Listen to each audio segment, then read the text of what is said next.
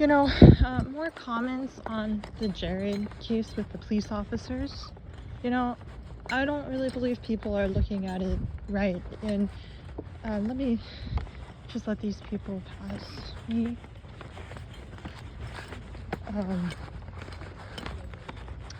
But even like the regional center, they had to provide me with a service called Get Safe America, and one of their modules goes over law enforcement because unfortunately people on the autism spectrum are far more likely to have interactions with police officers, be it from inadvertently committing a crime because of social naivety or because people misinterpret the autistic person and they get suspicious of them or report them, and things like emotional dysregulation and violence and just suicide and self-harm, and police officers sometimes even have killed individuals because of that.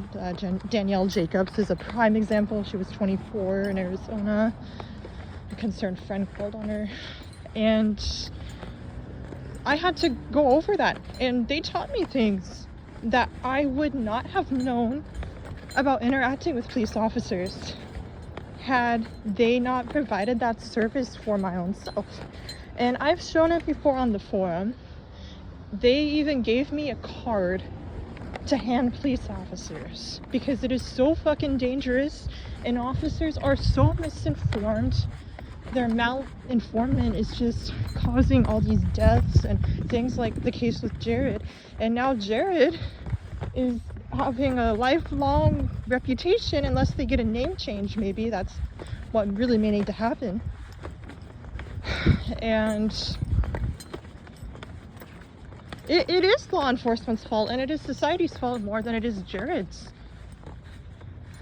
To just kind of dissect Jared's psychology like that, Dr. Todd Grande, I'm sorry to say, but he's not an autism specialist.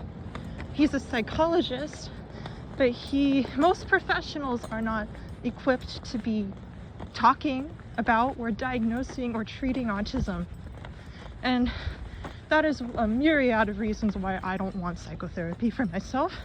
I just also am frustrated about never having been cared for, and I don't want a therapist doing it. I want real care from somebody else that's genuine. I don't want to be dealt without that. But, you know, like, my whole point with this is that Jared very well may not have known about interacting with police officers. You know, Get Safe had to teach me to keep your hands always out of your pockets. Jared probably the double empathy problem with those kids that he was chasing, you know, or she, I don't know what Jared's female name is because I didn't research the case, so, you know, I don't know their feminine name, but my point with all this is that it's unfair to be painting the individual this way, because with autism you need special support and help, and you know what? It is the negligence of wherever the jurisdiction is where Jared lives to not be giving him that special card, and the officer being malinformed, because that handling of Jared and lack of knowledge of autism sensory processing issues and all is a problem. And why the whole gender means would trigger Jared, you know, complex PTSD, autism fixation, whatever, it's a big problem. So yes, it's unfair to be putting the blame on Jared. Jared is less responsible for their actions, and it's not nonsense. It's nonsense that autism is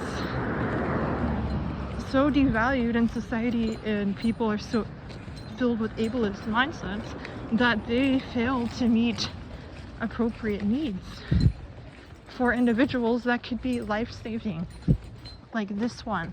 Life-saving either in terms of like dying or from severe life damage in the case of Jared's.